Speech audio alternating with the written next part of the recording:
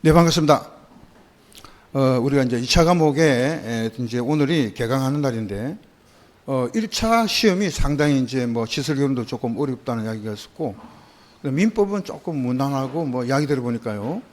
회계 원리도 뭐 조금 뭐 무난하지만 그래도 좀 새로운 문제가 좀 한두 문제가 있었다. 뭐 그런 이야기가 있습니다. 그래서 여러분들이 뭐 7월 30일 합격자 발표까지는 뭐 확실하게 조금 넉넉하게 공부하신 분들은 뭐 그건 관계는 없는데 한두 문제 차이로 마음을 좀 졸이시는 분이 계실 거예요. 근데 그거는 너무 생각할 필요가 없습니다. 일단 뭐 2차 과목이 시작됐으니까 2차 과목이 시작된 만큼 합격을 했다고 생각하고 한두 문제 차이는 그래서 일단 뭐 여러분들이 채점하기 맞다 믿음을 가지시고요. 제일 중요한 거는 자신감입니다. 내가 안 되겠지라면 안 되는 거거든요. 여러분들이 일단 이제 1차 시험에 난관을 거치고 이제 여러분들이 이제 2차 돌입을 했습니다. 시험이란 거는요, 제가 볼 때는 타이밍입니다. 타이밍. 뭐 내년에 하지, 뭐 그 다음에 또 하지. 다음이 없는 거예요. 시험이란 거는. 항상 제가 공부할 때도 그런 걸 많이 느낍니다. 시험은 다음이 없다. 그러니까 바로 그 자기가 생각할 때 시험을 끝내야 됩니다. 그래서 뭐 이번에 안 되면 뭐 내년에 하지. 그렇게 생각하시면 안 돼요. 무조건 하고 시간이 많다고 시험이 되느냐 그것도 아니에요.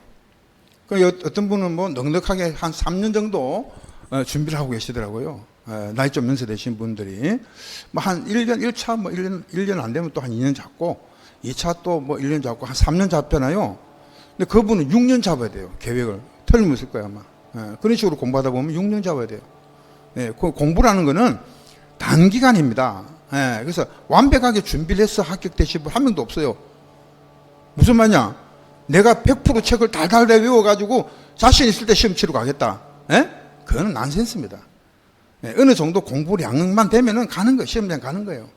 그리고 우리가 시험이란 거는 여러분들 알다시피 그 1차 시험은 절대평가잖아요. 60점만 맞으면 되고 과락 없으면 되니까 다 합격이 되는 거고요. 또 여러분들 2차 시험이란 건 이제 상대평가입니다. 그래서 제가 오늘 시험이 시작하기 전에 자료 통계를 잠깐 설명을 해드리고 말씀을 좀 드리고 이제 진도를 나가도록 하겠는데요. 우리가 지금 작년이 27이고 올해가 28이잖아요. 그러니까 27회 작년 합격선이 평균 점수입니다. 68점입니다. 그러니까 우리가 이제 상대평가이기 때문에 점수 순서대로 끊어요. 그래서 인원은 1600명 정도를 끊습니다. 1600명. 그래 보통 이제 한 3000명 정도, 이거 따블이죠. 한 3200명 정도가 응시된다 보면 돼요. 그럼 이제 적어도 이제 따블인데 두 배수가 이제 공부를 시험 친다는 이 말이죠. 두 배수가. 절반이 떨어져 나갑니다. 50%가. 그럼 1600명이 이제 합격이 되는데 응시 인원이 한 3300명 정도 예상하고 올해가 3300명 정도. 그러니까 1600명 끊으면은 내가 경쟁률은 2대1 정도 된다 보시면 돼요. 근데 이제 우리가 작년 통계를 보니까요.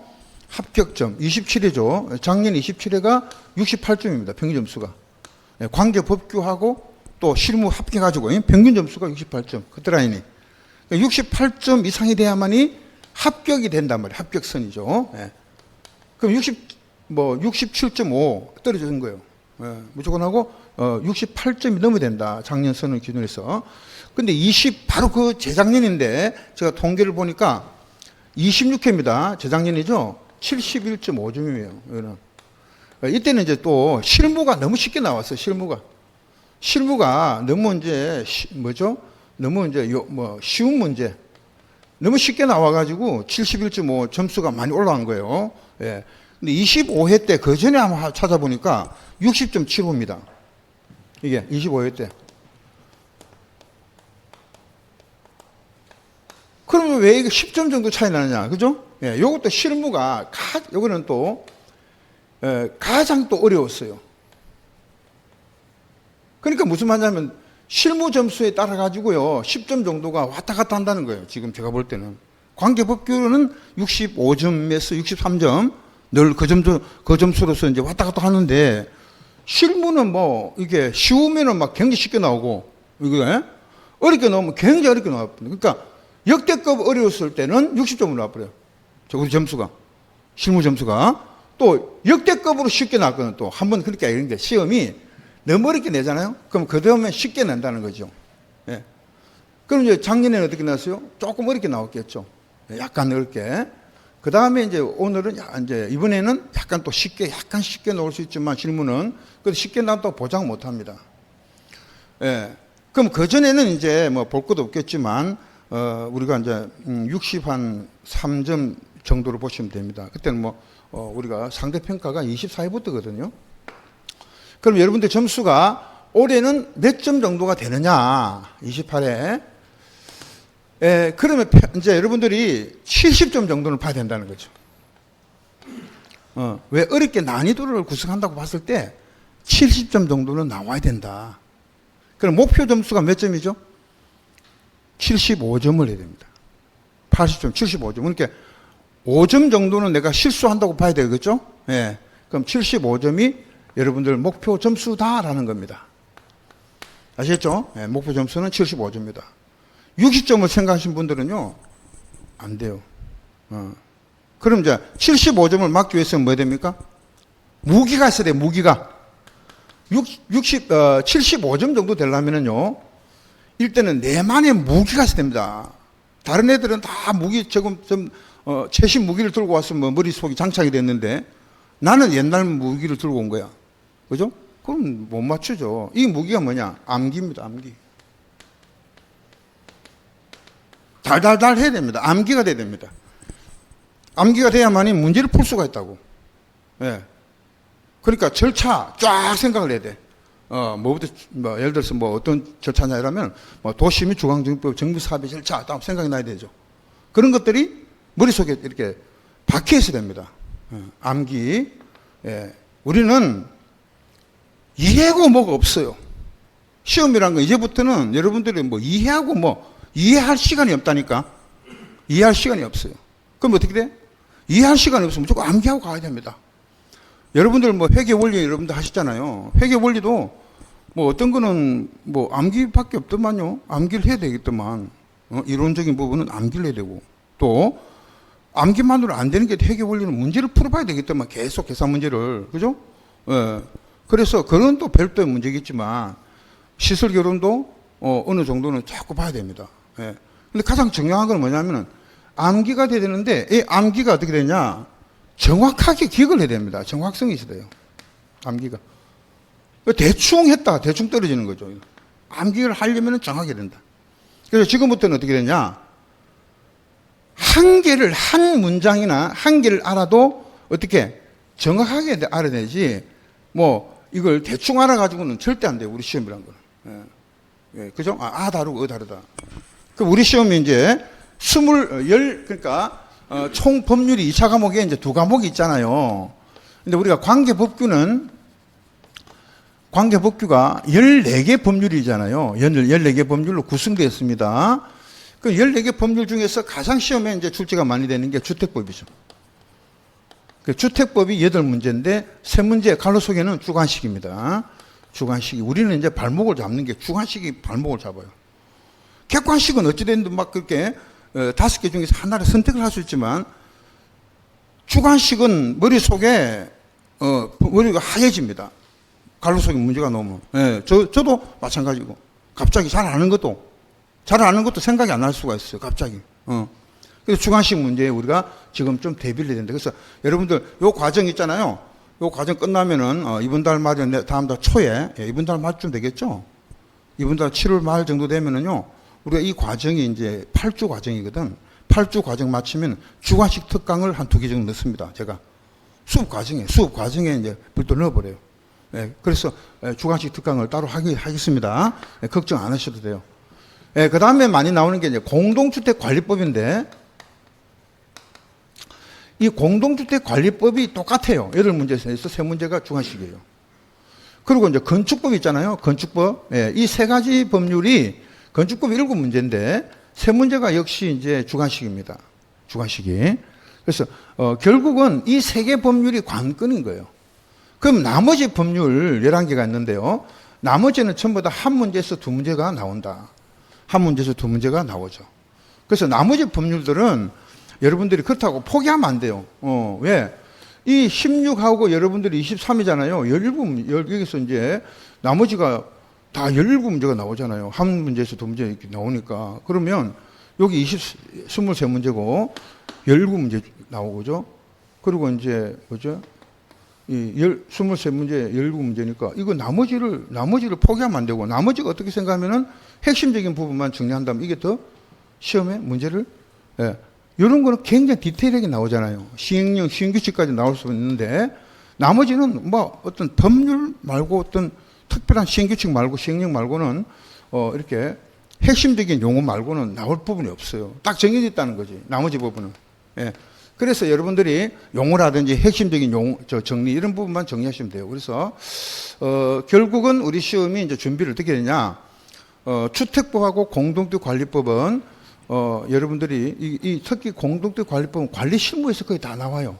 한 번 더 중복이 되잖아요. 그래서 저는 이 강의를 비중을 요 세 개 법률을 비중을 두되 나머지도 똑같이 이제 시간 안배해서 비중을 좀 둬서 여러분들이 골고루 우리 시험이란 거는 시험이 어떻게 나와요?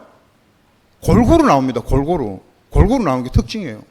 그러니까 많이 아는 것도 중요하지만 그 많이 아는 것에서 정확히 아는 게 중요하다. 그래서 이렇게 이제 제가 나머지 법률은 한두 문제니까 여러분 신경 안 써도 그때 제가 그 각 편에서 몇 문제 나오는 거 말씀을 드리겠습니다. 자, 각서를 하고 여러분 제가 이제 책을 강의하는 책은 핵심 요약집입니다. 그리고 이미 우리가 이제 요약 강의할 때 여러분들이 요약집을 우리가 하잖아요. 그 요약집을 하게 되면은 이게 이제 문제를 하나 풀어봐야 되거든. 문제를 풀어봐야 내가 점검을 할 수 있잖아요. 이때껏 공부한 걸 내가 맞는지 틀리는지 모르잖아요. 그러니까 이제 요약집을 보고 난 다음에 문제를 풀어봐야 되는데 이 문제 풀어볼 때는 여러분들이 이미 정리가 된 게 있어요. 그래서 강의를 들으셔야 돼. 이미 문제집은 강의가 끝났어요. 제가 우리 책에 문제집이 있습니다. 문제집은 강의가 끝났어요. 이거 강의 동영상을 보셔야 돼요. 동영상을 보시고요. 그 다음에 기출 문제집도 이미 강의 끝났잖아요. 기출 문제집도 예상 문제집하고 기출 문제집이 있어요.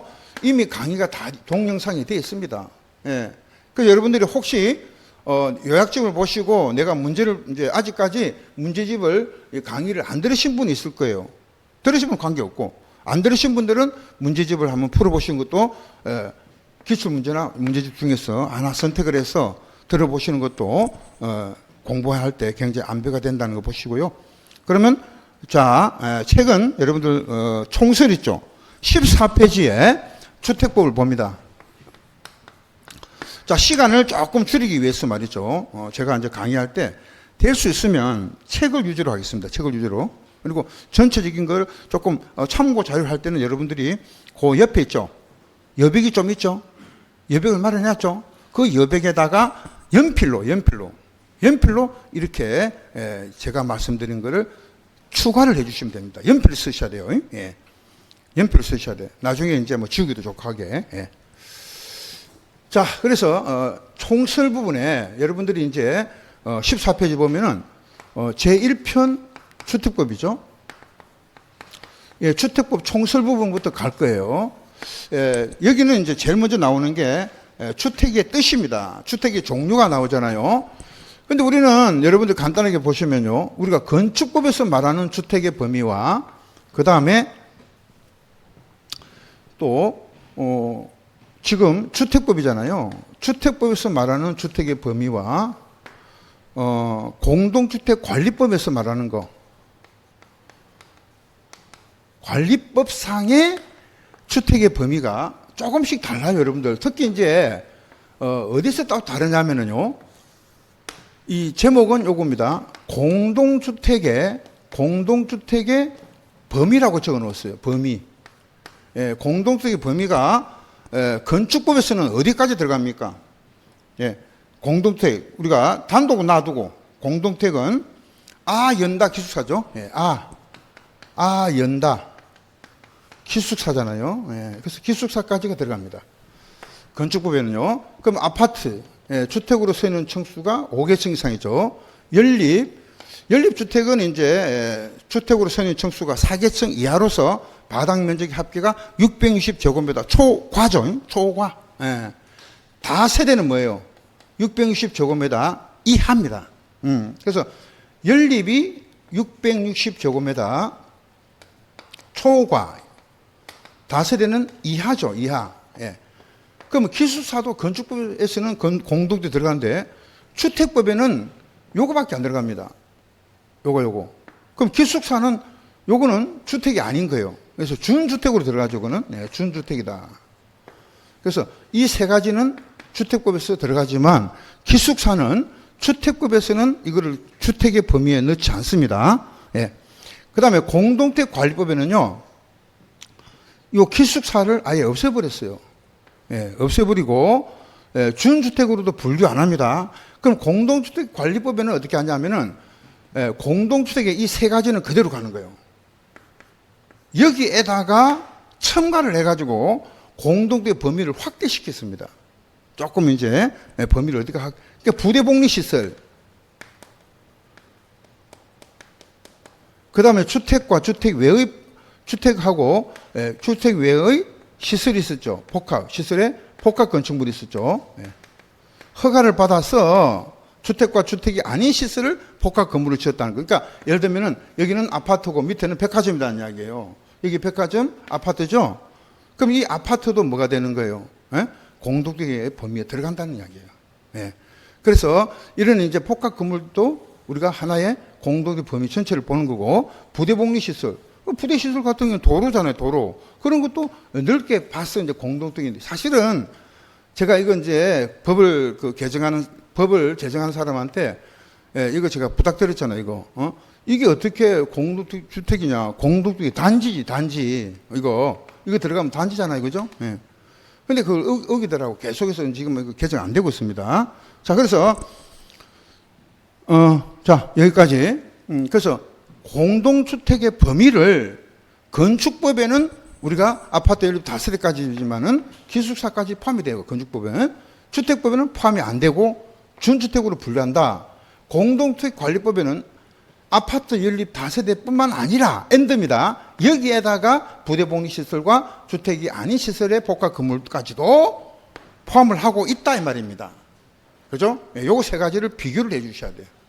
그래서 항상 이게 건축법에서 말하는 거냐, 주택법에서 말하는 거냐, 공동주택 관리법에서 말하는 거냐. 요거 이제 여러분들 생각하시고요. 그 다음에 이제 단독주택도 이제 다중, 다가구, 이렇게 다중, 다가구가 있고 단독 있죠. 그러면 이제 건축법에서는 공간이라는 게 있지만 여기는 공간이 없잖아요. 그런 점도 여러분들 나중에 건축법에서 한번 더 비교를 할 겁니다. 자, 그러면 단독에서는 여러분들 체크 마세요. 자, 다중주택은 1번 학생과 직장인 등 여러 사람이 장기간 거주할 수 있는 구조. 2번 취사시설은 설치되지 않았다. 요거 밑줄 쫙 해놓으세요. 3번 한 동으로 서 있는 주택의 바닥 면적 합계는 610제곱미터 이하. 그 다음에 4번 놔두시고요. 다가구 놉니다. 주택으로 서는 층수가 3개층 이하 똑같죠. 예, 그리고 바닥 합계가 610 이하 똑같습니다. 19세대 이하가 거주한다. 이게 이제 다르겠죠. 자, 그래서 다중과 다가구에 우리가 다중과 다가구 주택의 가장 큰 차이점이 뭡니까? 다중은 취사시설이 아까 뭐라고 했어요? 없다고 그랬죠. 그런데 다가구는 당연히 있겠죠. 요거 차이점이에요. 그 다음에 이제 3개층 이하, 주택으로서 3개층 이하로 되어 있다. 그리고 바닥 면적의 합계가 610제곱미터 이하다. 똑같잖아요, 지금. 그죠? 똑같아요. 그런데 다가구는 여기다가 뭐가 들어간다고? 19세대 이하까지 제한이 되어 있죠. 예. 그래서 여러분들 다중과 다가구 중에서는 항상 다중주택, 요거 취사시설이 없는 형태다. 요거 별표해 놓았어요. 그러니까 시험이라는 거는 특징적인 것만 찾아서 여러분들이 기억하시면 됩니다. 특징적인 거. 되겠습니까? 자, 그러면 다시 주택법에서는 주택법에서 단독주택에는 단독주택, 다중주택, 다가구주택이지만 공간은 건축법상의 개념이라서 여기는 안 들어간다 그랬죠? 공간은 주택이 아니다. 건축법상의 분리 들어갑니다. 예. 그 다음에 공동주택에는, 주택법에는 아파트 연립 다세대인데 기숙사가 안 들어가죠. 이 기숙사는 준주택이기 때문에 그렇다는 거죠. 그래서 여러분들이 이렇게 주택법 지금 공부하고 있잖아요. 그러니까 주택법에는 단독주택에서는 단독 다중 다가구가 있고, 주택법에서입니다. 그럼 공동에서는 아파트 연립 다세대, 그죠? 요거 3개씩 있다는 거죠. 그럼 나머지 나오면 돼요, 안 돼요? 안 된다는 거죠. 좋습니다. 자, 그 다음에 이제 여러분들 한 가지 하겠습니다. 한 가지가 더 있는데, 이거 이제 이게 단독하고 거기 도시형 놔두시고요. 공동이 먼저 들어가고 도시형이 나중에 나와야 되는데 차례가 바뀌어가지고 좀 순서가 바뀌었습니다, 이거. 자, 그래서, 자, 다시 단독에 몇 개 있다고? 3개입니다. 단독, 다중, 다가구. 그죠? 그 다음 공동에서는 아파트 연립 다세대죠? 자, 그런데 여러분들 제가 찾아보니까요, 여기 있더라고. 지금은 이제 뭘 하나 정리해야 되냐면은 필로티 구조로 있죠. 필로티 구조. 그거 이제 여러분들이 그 왼쪽에 있죠. 왼쪽에 총설 옆에다가 좀 칸이 요 비어 있죠. 거기다가 적어 놓습니다. 필로티 구조가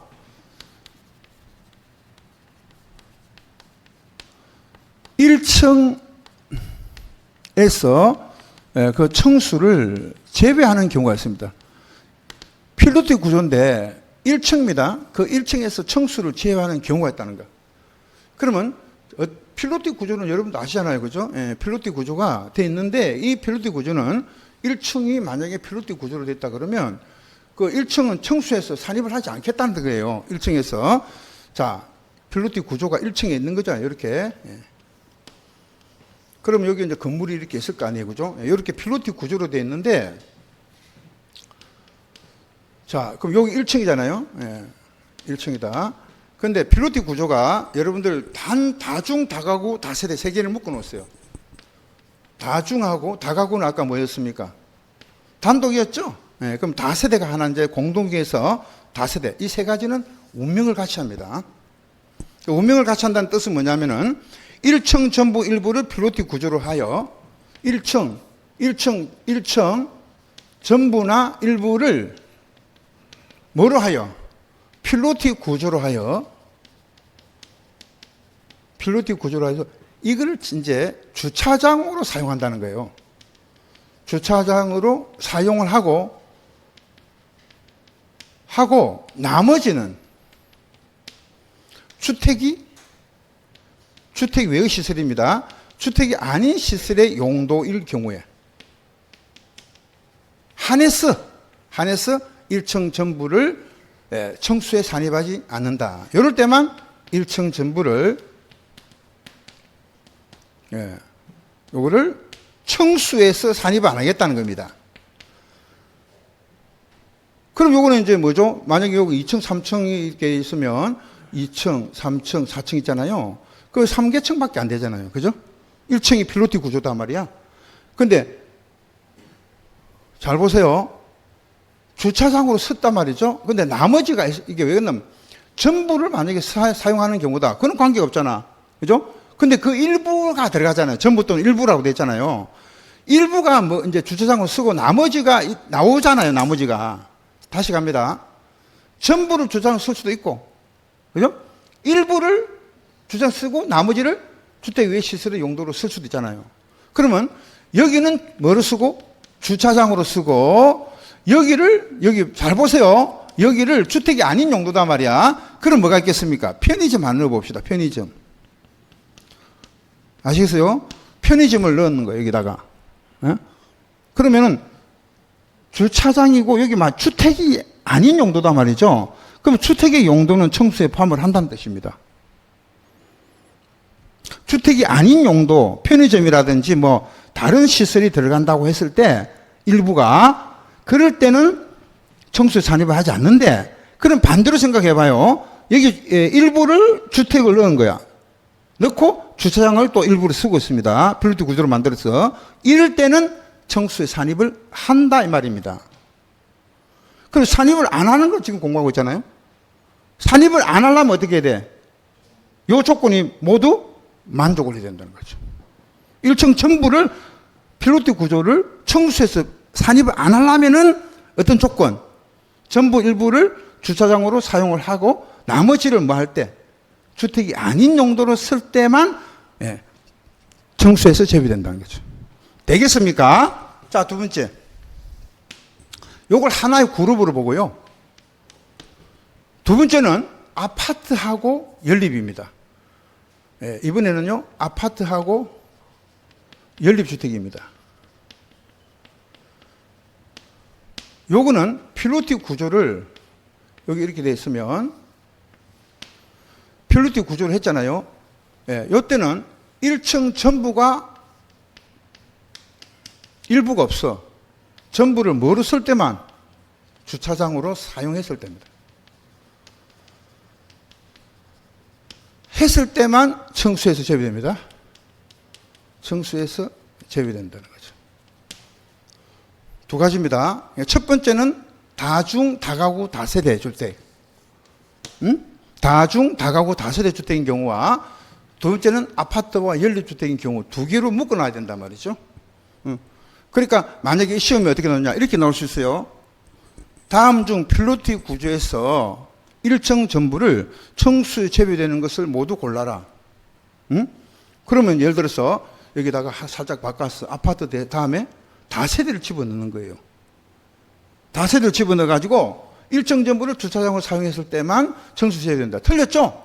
다세대는 전부 일부를 주차장 쓰고 나머지를 주택이 아닌 용도로 썼을 때는 산입을 안 한다 했잖아요. 그죠? 예. 그러니까 이 다세대가 여기 들어가면 돼요, 안 돼요? 안 되겠죠. 또 여기 연립이 여기 들어가면 돼요, 안 돼요? 안 된다는 거죠. 두 개가 완전히 달라요. 이거는 나머지가 일부가 들어가고 나머지가 있잖아요. 근데 이거는 일부가 있다 없다? 없어요. 전부를 주차장으로 쓸 때만 청수해서 제외된다. 필로티 구조 이거 오늘 확실하죠? 요거 오늘 아침에 딱 정리합시다. 예. 올해 시험에 나올 확률이 제가 볼 때는 90%입니다. 우리 시험에 안 나오면 실무에도 나와요. 지금 제가 이제 이게 필이라는 게 있는데 나올 때가 된 것 같아요. 나올 때가. 여태까지 탑질 안 했거든. 그래서 제가 빼버렸는데 여러분들 요거 이제 정리를 해 주시고요. 되겠습니까? 요거. 요거 이제 잘 정리해 주시고요. 자, 그 다음에 도시형 생활주택에서 이제 넘어갑니다. 거기 15페이지. 도시지역에 건설하는 300세대 미만의 동그라미, 미만. 국민주택 규모 밑줄 짝. 그럼 국민주택 규모 하면 여러분들이 뭐예요? 국민주택의 규모는 얼마냐? 전용 면적이잖아요. 그죠? 단독이든 공동이든 관계없이 주거 전용 면적. 주거 전용 면적이 얼마다? 호당, 세대당 85입니다. 85제곱미터 이하인 거죠. 그러니까 도시형 생활주택이 규모가 85 이하이기 때문에 85 초과되면은 그거는 뭐예요? 만약에 이 국민주택 규모가 요거니까 요거는 도시형이잖아요. 도시형으로 쓰는데 만약에 85를 초과하고 있다. 그거는 도시형이다 아니다? 아닌 거죠. 일반 주택인 겁니다. 85제곱을 초과했다 그러면은 도시형으로 간주되지 않습니다. 도시형의 규모는 얼마냐? 85죠. 왜? 도시지역이잖아요. 그럼 국민주택 규모가 도시지역이 아닌 읍면지역은 얼마까지 돼요? 원래 100까지 되잖아요. 근데 도시지역이 아닌이 없잖아. 도시지역에만 짓는 게 도시형이잖아요. 그러니까 아닌이 없으니까는 읍면지역이 뭐 어쩌고 100이 그거는 100이 필요가 없는 거지. 그럼 85가 최대 규모다는 거지. 되겠죠? 그럼 종류는 몇 가지다 이제? 단지형 연립과 단지형 다세대 아파트형 주택에서 세 가지가 있습니다. 그래서 종전에 여러분들이 단지형 다세대나 단지형 연립은 단지형 다세대가 선생님 물어봅니다. 선생님 단지형 다세대가 뭐예요? 단지형 연립이 뭐예요? 이렇게 물어보거든요. 예? 그러니까 다세대 주택이 단지형으로 되어 있다는 거예요. 한 개만 있는 게 아니라 여러 가지 이렇게 단지 형태로 됐다. 연립주택이 단지 형태로 됐다는 뜻이에요. 단지 형태로 됐단 말이야. 한 개만 있는 게 아니고 우리가 연립주택이 하나만 이렇게 있으면 나홀로잖아요. 나홀로. 근데 연립주택이 두 개가 있다면 2호 연립이라고 하잖아요. 2호 두 개 있는 연립. 그죠? 이게 많이 있으면 두 개 이상 있으면 어떻게 돼요? 예? 그때는 단지를 붙는 거예요. 단지형이 된 거죠. 그래서 그리고 이제 요 단지형 1, 2고 단지형 다세대는 뭐 심의 받으면 건축인의 심의를 받으면 몇 층까지 5개층, 5층까지 건축할 수 있다. 예? 심의 받았을 때 약이고, 그 다음에 그 아파트형 주택 나옵니까? 요게 이제 문제라는 거예요. 요게 이제 올해 개정이 됐어요. 그래서 여러분들 개정 자료, 제가 기본서 개정을, 여기 보세요. 기본서 개정을요, 제가 세 분에 걸쳐가지고, 기본서 사신 분에 한해서 기본서 개정 작업을 해서 제가 이렇게 쭉 지금, 보면 여러분들 그 자료를 다 드렸어요. 예, 그래서 이 개정표를 보면은, 지금, 올해 개정된 게 이제 쭉 책을 만들고 난 이후에 개정된 게 몇 개 있습니다. 그래서 요거를 여러분들이 필요하신 분들은 나중에 있잖아요. 사무실에 가서 찾으시면 되고요. 그러나 이거 지금 말씀드리는 건 기본서를 말하는 거예요.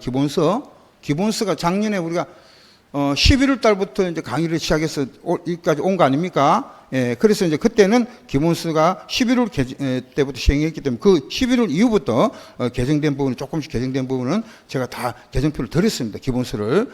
개정 작업을 마친 게 요거예요. 요게. 그러니까 따로 이제 기본서를 볼 시간이 없다. 그럼 여러분들이 요 다 작업을 마친 게 지금 요약집이기 때문에 요약집만 보면 됩니다. 그래서 아파트형 주택은 종전에 원룸형 주택이었어요. 원룸형. 지금은 이제 원룸형 쓴다 안 쓴다? 안 써요. 원룸형 주택은 없어지고 누가 그러면 선생님 어디 갔습니까? 원룸 주택이 어디 가는 게 아니라 아파트형 주택으로 명칭이 바뀌었어요.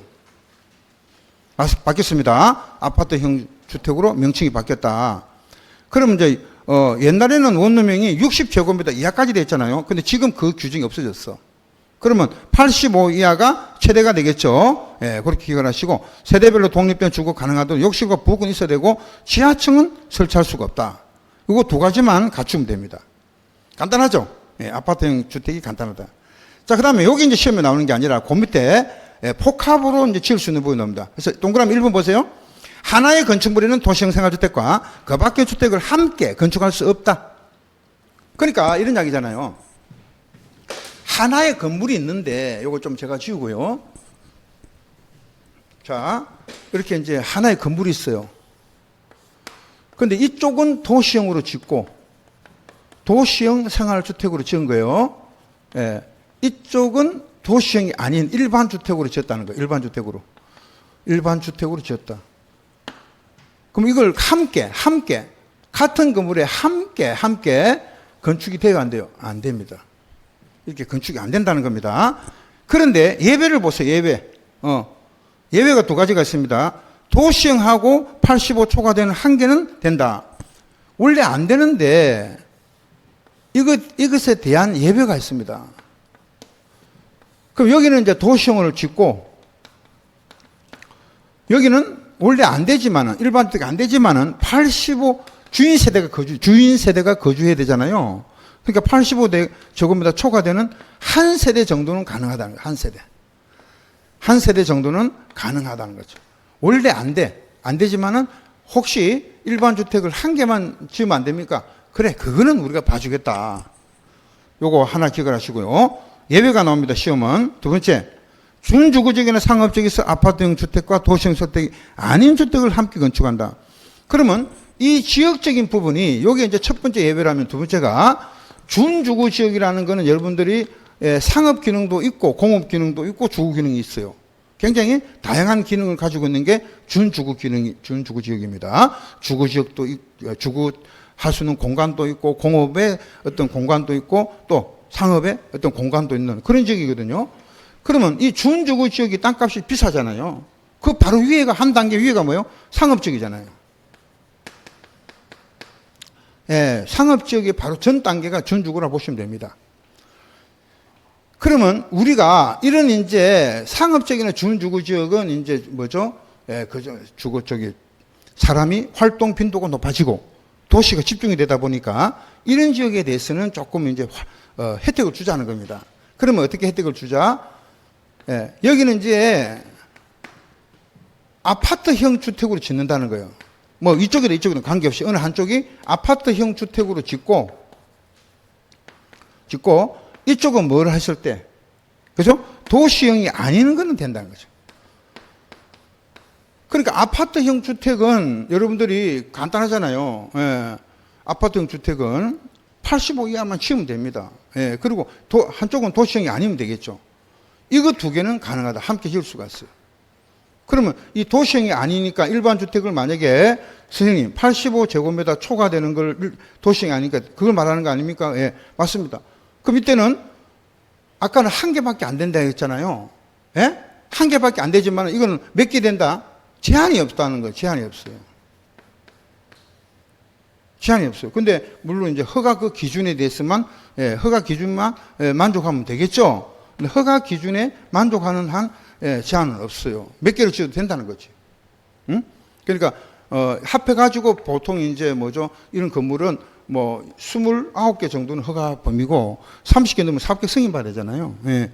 그런 이제 제한은 있어도 만약에 예를 들어서 85 초과되는 주택을 만약에 5개 지었다. 가능하다는 거지. 선생님 여기는 한 개밖에 안 되잖아요. 그거는 도시형으로 지었을 때 같이 하니까 한 개밖에 안 되지. 그 이 지역이 다르잖아. 준주거지역과 상업지역에서는 아파트형하고 그중에 도시형 전체를 말하는 게 아니잖아요. 아파트형, 도시형 중에서 아파트형 주택하고 도시형이 아닌 거를 갖다가 함께 지을 수 있다는 거지. 그 밑에는 85제곱미터 초과되는 주택을 허가 범위 안에서는 몇 개라도 관계없겠죠. 이렇게 이제 여러분들 예외 규정 두 가지를 잘 기억을 하셔야 되고 시험에 나올 확률이 높습니다. 이거는. 근데 지금 이제 브랜드 뭐죠? 트렌드가 출제 경향이 이제 이거 아니에요. 출제 경향이 옛날에는 도시형은 이명박 정부 시절이거든요. 그때가. 근데 이제 지금은 그 뭐 시절이 많이 바뀌었잖아요. 그래서 제가 볼 때는 우리가 이때는 그렇지만 지금 이제 트렌드가 약간 바뀐 것 같아요. 도시형이 아니고 지금 이제 뭐로 바뀌었냐면은 여러분들 잘 알다시피 이제 뭐죠? 뒤에 나오는 공업화 주택이라든지 그 뒤에 나오 상당히 뭐 많이 바뀐 거 있잖아요. 근데 그건 나중에 말씀드리겠는데 그런 쪽으로 많이 바뀌기 때문에 우리가 이 시험은 옛날에 한번 나왔지만 또 나올 수는 있겠다. 여기 나온 거는 알고는 가야 됩니다. 그리고 동그라미 2번 단지형 다세대나 연립과 아파트형 주택을 함께 건축할 수 없다. 자, 이거는 이제 우리가 첫 번째 같은 요게 첫 번째였고 두 번째는 이겁니다. 이쪽이든 이쪽이든 어느 한쪽이 단지형 연립이나 또는 단지형 다세대로 짓는다는 거예요. 어느 한쪽이. 이쪽에 짓건 이쪽에 짓건 짓고 그 다음에 나머지를 아파트형 주택으로 지으면 안 되겠습니까? 안 됩니다. 왜? 이거 전체가 다 뭐예요? 도시형이잖아요. 도시형이라도 성질이 다르잖아요. 성질이 다르. 그러니까 얘들은 단지형으로만 살아야 돼. 아시겠어요? 근데 아파트형 주택은 지하층을 설치할 수가 없잖아요. 이거는 지하층 설치할 수가 없죠? 근데 이거는 지하층 설치를 할 수 있거든요. 그럼 기준이 다르다는 거예요. 기준이 달라버리면은요. 그럼 이거는 문제가 생기잖아. 이거는 만약에 같은 건물 안에 짓게 돼버리면은 아파트형 주택은 지하층을 설치 못해. 단지형 있고 단지 4세대는 그런 거 규정이 없어. 설치 가능해. 그럼 어쩌라고? 지하에는 어떻게 해라고 이렇게 나오는 거죠. 그런 기준이 없다는 거예요. 그럼 어찌 해라고 이 말이 나오면은 벌써 안 된다는 겁니다. 무슨 말이냐? 기준이 다르다는 거예요. 단지형 연립이나 단지 4세대는 단지형이기 때문에 자기들끼리 살아야 돼. 자기들끼리. 어울려 사는 거 싫어해. 아시겠어요? 또 아파트형 주택은 얘들 또 싫어해요. 서로가 기준이 달라서 안 맞아. 그럼 니하고 안 맞는데 굳이 살 필요가 뭐냐? 따로 살자는 겁니다. 분가해 나가자는 거죠. 그래서 같은 건물 안에 어울리지를 못해요. 아시겠죠? 간단히 생각하세요. 단지형하고 아파트형은 기준이 달라. 기준이 다르기 때문에 같은 건물에 설치할 수 있다 없다? 없다 이 말이죠. 자꾸 그렇게 하나씩 여러분들이 확실하게 개념을 잡아 나가야 되지. 나중에 여러분들 시험장 딱 가면은 막 기준이 이런 기준이 없어버리면은요. 뭐 내 상식으로 풀어보니까 되던데 뭘. 이거 도시형이잖아. 다 합쳐가지고 도시형이면 되겠지 뭐. 그렇게 생각하면 시험 문제 맞을 한 문제도 없어요. 한 문제도 없어요. 그 우리는 그렇잖아. 정확하게 알지 못하면은 하나 많아요. 이 공부를 하는 게. 예, 하나 많아요. 예. 그래서 하나씩 여러분들 제가 체크를 해 나가면서 하나씩 체크해 나가는 게 중요한 게 바로 그 이야기입니다. 좋아요. 그 다음에 준주택으로 갑니다. 준주택이 제일 중요한 말이 뭐예요? 하나 물어봅시다. 그것보다도. 자, 항상 여러분들 중요한 함정이 있어요. 주택이든 준주택이 나중에 나오는데요. 주택에는 몇 개 있습니까, 지금? 단독에서는 3개. 그죠? 단독, 다중, 다가구. 그 다음에 공동에서도 3가지가 있었다. 아파트, 연립, 다세대. 6개밖에 없어요, 주택은. 그럼 나머지는 주택이 아닌 거예요, 지금. 그럼 준주택은 뭐예요? 주택이 아니다, 이 말이야. 주택이 아닌 시설입니다, 시설. 그냥. 주택이 아닌 시설이 준주택이야. 예? 주택이라고 하면 안 돼, 앞으로. 선생님, 주택에 준하는 거 아닙니까? 그렇게 하면 안 된다니까. 주택에 준하는 게 아니에요. 이거는 주택이 아닌 거예요. 주택은 이거밖에 없다니까요. 그럼 그 주택이 아닌 시설 중에서 뭐가 있냐? 오늘 오다가 화가 납니다. 노기를 띠죠. 어? 예. 우리 손자를 누가 물었대. 화가 나십니까? 안 납니까? 나죠. 예. 오다가 노기를 띠는 거예요. 누가 물었어, 우리 손자를. 그죠? 예. 이겁니다. 그래서 오피스텔. 다중생활시설이 나옵니다. 다중생활시설. 노인복지주택만. 조심해야 돼요. 노인복지 시설하면 안 돼. 시설하면 안 돼. 시설 안에 굉장히 여러 가지 다양한 게 있기 때문에 글자 하나 틀리면 안 돼요. 기숙사 나왔습니다. 그래서 요 4개를 암기를 하셔야 돼요. 암기를 해 가야 됩니다. 오피스텔, 다중생활 시설입니다. 뭐가 아니다. 다중이용 건물 하면 또 틀려요. 다중이용 건물은 나중에 건축부에서 나오잖아요, 이거. 예? 예, 요런 다중이 들어가는 말이 많이 나와요. 조심하셔야 돼. 그래서 다중이용 건물이 아니라 옛날에 구고시원 하면 돼요. 구고시원. 다중생활시설은 다중주택이 아니고 주택도 아니고 다중이용 건물도 아니고 다중생활시설은 옛날에 구고시원입니다. 예. 노인복지주택이지 노인복지시설 아니에요. 예, 되겠죠? 그래서 오다가 노기를 뜬다. 그리고 제일 중요한 거는 이것에 우리가 뭐가 포함되어 있다? 항상 부속 토지를 포함합니다. 그리고 주택 속에도 뭐가 포함되어 있고 부속 토지가 포함되어 있고 준주택도 토지가 포함이 되어 있습니다. 여러분들 우리가 물론 이제 등기부상에 토지 따로 건물 따로 하겠지만은 그건 등기부상의 이야기고 물리적으로 가능합니까? 이 토지가 여기 토지가 있고 여기 건물이 있어요. 예? 건물이 하늘에 날아다니는 게 아니잖아요. 토지에 정착이 돼 있죠. 그러니까 이거를 하나로 이 주택도 부속 토지가 포함이 됐다는 겁니다. 그 시험장 딱 가면 여러분들 결국은 뭐냐? 부속 토지를 채비한 걸 말한다. 누가 그랬어요? 그래서 그 14페이지 그 주택의 뜻을 보세요. 주택이란 세대의 세대분이 장기간 독립된 주거 생활을 영위할 수 있는 구조로 된 건물의 전부 일부 및 그 부속 토지를 말한다. 그 부속 토지에다가 동그라미 갈로를 딱 치버렸어요. 갈로 써니까 시험 나오거든요. 예? 그럼 뭐를 말하지?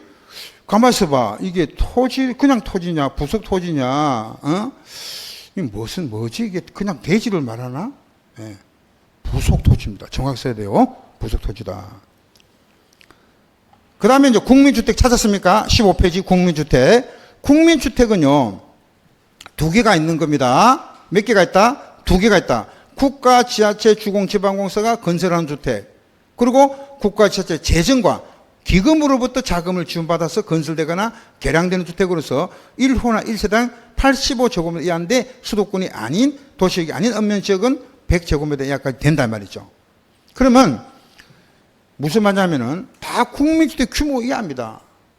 그래서 국가, 지자체, 주공, 지방공사가 건설하는 주택이 국민주택이다. 아닙니다. 뭐가 붙어야 돼? 아니, 제 말은요. 국지주지가 건설하는 주택은 국민주택이다. 요렇게 만약에 나왔다 그러면 요 질문 틀린 겁니다. 선생님, 아니, 거기서 지금, 국지주의가 건설하는 게 국민주택 개념이 맞지 않습니까? 으로스. 아시겠어요? 네, 으로스. 국민주택 규모. 네? 네. 이하. 인 주택이다. 이까지 나와야 된다는 거죠. 여기에 빠지면 안 돼요. 그리고 항상 뭐가 따른다? 규모가 들어가야 된단 말이에요. 국민주택은 얼마의 규모냐? 규모가 들어가야 돼요. 그 규모가 얼마냐? 85잖아요. 예? 그 수도권이 아닌 읍면지역, 수도권도 아니고 도시역이 아닌 읍면지역은 얼마까지? 100제곱미터 이하다 말이죠. 아시겠어요? 예, 그래서 또 그 다음에 재정과 주택도시 기금으로 건설하거나 개량이 나오잖아요. 개량하는 주택은 국민주택이다. 아니다. 여기도 마찬가지. 으로스 국민주택 규모 이하인 주택이다. 그래서 항상 우리가 공부가 좀 돼 있는 분들은요, 이 강사가 강조하는 걸 잘 이렇게 눈여겨서 봐야 되는 거예요. 강의를 많이 들어야 되는 거예요. 강의를. 내 혼자 공부하잖아? 절대 안 들어. 실력이 안 들어. 강사가 강의하는 거 하면 듣잖아? 금방 실력이 늘어버려요. 예. 금방 실력이 부쩍부쩍. 그러니까 시험 딱 치면 바로 점수가 달라집니다. 예. 강의하면 듣는 거하고 안 달라요. 되겠죠? 민영주택은 국민주택을 취급한 주택이 전부 다 민영이다. 자, 한 장 넘겨봐요. 16페이지입니다. 임대주택은 두 가지 종류가 있습니다. 임대주택. 우리가 주택법에서 말하는 임대주택이란 두 가지 종류가 있다. 하나는 뭐예요? 공공임대와 민간임대주택으로 구분한다는 거죠. 예. 그러니까 공공임대도 있고 뭐가 있고 민간임대도 있다. 그 다음에 토지임대부 분양주택입니다. 토지 소유권은 사업계획 승인을 받아 토지임대부 분양주택 건설사업을 시행하는 자가 가지고 밑줄 쫙 해놨어요. 시행하는 자, 시행자입니다. 그리고 건물과 복리시설의 소유권은 분양받는 자, 즉 수분양자가 가지는 주택을 토지임대부 분양주택이다. 그러니까 우리가 토지임대부 분양주택 이런 게 이제 시험이 잘 논단 말이죠. 이런 게 뒤에 나옵니다. 뒤에 딱 나오는데 얘는 이제 정의만 해놓은 거예요, 그죠? 토지임대부 분양이잖아요. 분양주택, 임대하는 주택이 아니고 분양이잖아요. 여러분들 만약에 우리가 여기 잘 보세요. 이 분양 대신에 임대주택도 있어요. 토지 임대주택도 있어요. 임대만 하는 거. 임대하는 조건으로 임대만 하는 것도 있지만 이거는 분양을 한다는 거죠. 그러면 토지를 뭐 하는 조건으로? 이 부라는 게 뭐냐면 조건이잖아요. 조건이잖아요. 네가 분양을 받기는 받는데 뭐는 임대받는다? 토지는 빌리는 조건이라는 거죠. 그러면 토지에 빌리니까 그 토지 소유권자가 누구냐 이 말입니다. 토지 소유권자는 시행자한다. 시행자. 이 사업을 시행하는 사람이 소유권자가 되겠죠. 국가가 시행한다. 그 국가가 되는 거고. 지자체가 시행한다. 지자체가 이제 소유권자가 되는 거고. 그죠? 그 다음에 주택은 그럼 이 주택과 부대시설인데요. 이 주택의 소유권자는 누구냐? 그거는 분양을 받는 사람을 우리가 수분양자라고 합니다. 그래서 앞으로 여러분들 분양자 하면 분양하는 사람이고요. 분양자 하면은 분양하는 자. 하는 자고요. 받을 숫자입니다. 받을 숫자니까 요 숫자를 말하겠죠. 받을 숫자. 수분양자 하면은 이거는 분양받는 사람을 말하죠. 분양받는 사람. 분양받은 자. 받는 사람. 분양받은 자를, 분양받는 사람을 수분양자로 하죠. 그러니까 주택의 소유권자는 수분양자입니다. 그럼 주택에 임대니까 뭘 내야 돼요? 수분양자가 뭘 내야 돼요? 임대료를 내겠죠. 토지 임대료. 토지 임대료를 낸다 이 말이죠. 이게. 그래서 토지 임대료를 분양자가 계속 내야 됩니다. 빌리는 조건으로 분양을 받았으니까 내가 살기는 사는데 뭐는 계속 내야 돼? 토지 임대료를 내야 되겠죠. 계속. 자익이 아니기 때문에. 그 다음에 조금 쉬었다가 나머지 요 시간이 조금 이제 될 것 같아요. 그래서 오늘 뭐 첫 시간이 조금 요거 이야기한다고 좀 길어진 것 같은데 조금 쉬었다가 우리가 뭐 급할 거 없습니다. 그래서 조금 쉬었다가 바로 이어서 하겠습니다. 예.